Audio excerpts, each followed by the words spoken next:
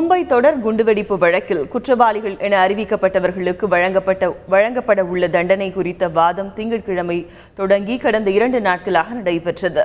இது தொடர்பான கூடுதல் விவரங்களை அங்கிருந்து தருகிறார் எமது செய்தியாளர் அசோகவர்ஷினி. 2006 மும்பை புறநகர் ரயில்களில் குண்டு வெடித்தது. அந்த வழக்கில் குற்றவாளிகளாக அறிவிக்கப்பட்ட 12 பேரின் தண்டனை விவரங்கள் என்ன என்பதற்கான விவாதங்கள் இன்று 3வது நாளாக தொடர்ந்து நடைபெற உள்ளன. நேற்று முன்னதாக நடந்த விவாதங்களில் 3-4 சாட்சிகள் நீதிபதியின் முன் சமர்ப்பிக்கப்பட்டனர்.